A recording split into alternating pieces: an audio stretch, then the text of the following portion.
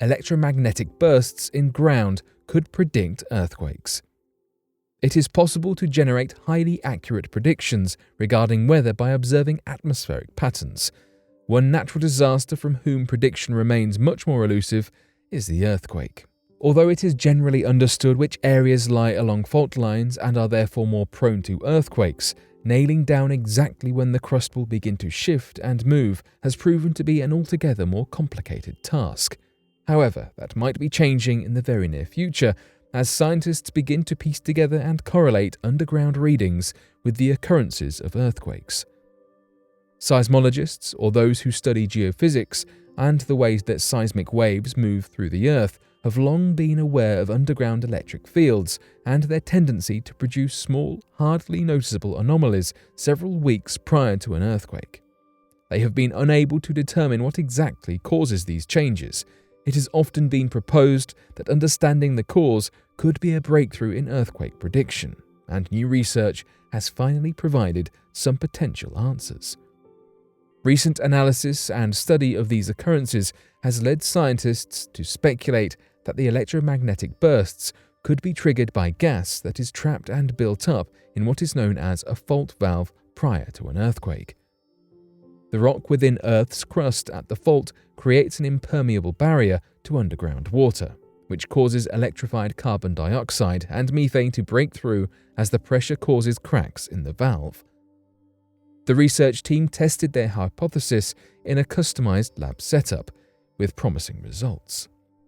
As research continues, seismologists hope that they will be able to gather some insight about how measuring these electromagnetic bursts could lead to enhancing earthquake prediction measures.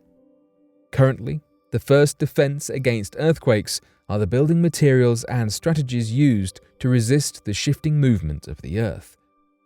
Flexible steel that is built to bend and tilt with the forces applied during a quake is a common strategy, especially in high-rises built in earthquake-prone areas. Adding metal supports within walls helps to keep structures supported and safely transmit pressure and other forces, while building foundation anchors deep into the bedrock has also been shown to increase favorable outcomes during quakes. No building is truly earthquake-proof, and being able to have a heads-up as to when the next seismic plate activity will begin could be a huge step in defending against loss of life and property that unfortunately is rather common after a quake.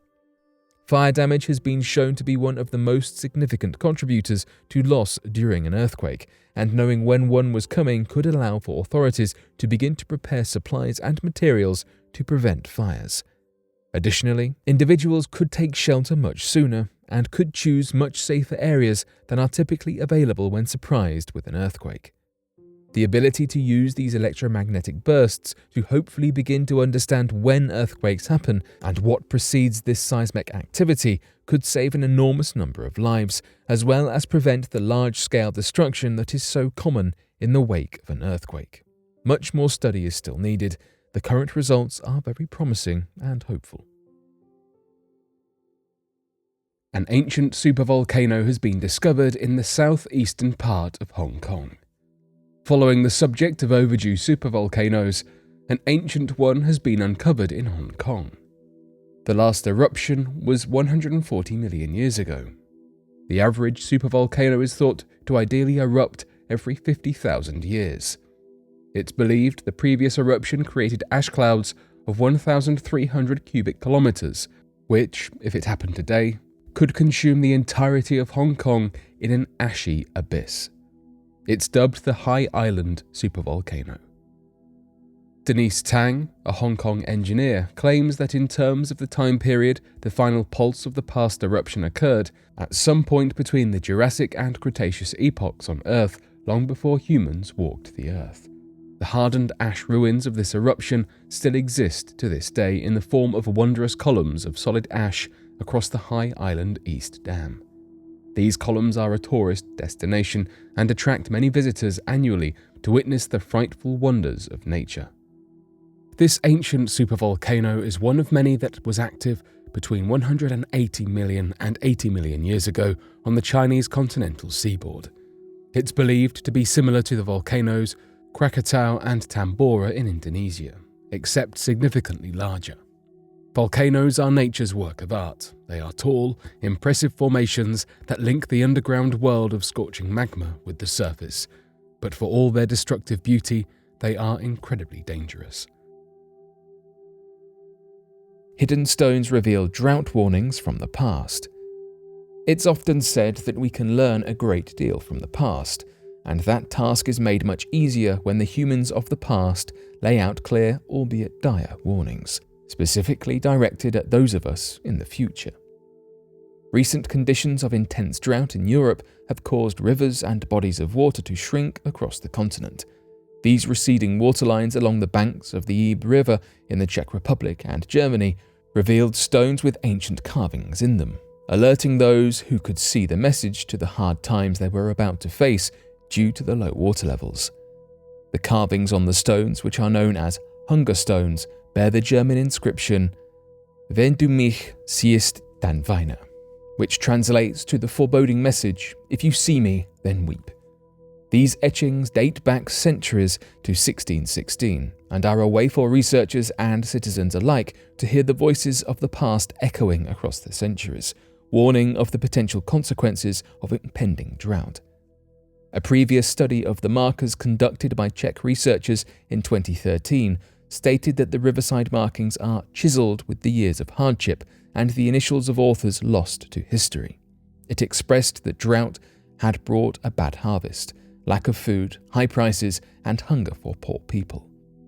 Before 1900, the following droughts are commemorated on the stone: 1417, 1616, 1707, 1746, 1790, 1800, 1811, 1830, 1842, 1868, 1892, and 1893. Based on the markings that have been found documenting drought levels through the centuries, it's likely that the current severe drought being experienced throughout Europe this year is one of the most severe that the continent has experienced in approximately 500 years.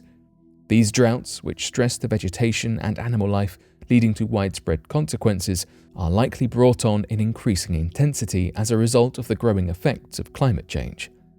As global temperatures rise, precipitation patterns change and evaporation increases, drying out even large bodies of water such as the Ebro River, where the hunger stones were found. Although drought-induced receding waterlines are never a good sign for the people of today, they can frequently tell us a great deal about the people of the past in more ways than just the hunger stones. As water levels lower, artifacts that have been buried beneath the waves resurface for the first time in centuries, allowing researchers unique glimpses into the culture and lifestyles of the past. Among the uncovered finds revealed by this latest and most severe drought have been several shipwrecks, weapons, and other historical artifacts across Italy, Germany, and the UK. With the current levels of drought across the continent because of the increasing global temperatures, the dire warning of "if you see me, then weep" sounds all the more menacing as citizens in the region hope and pray for the relief of rain.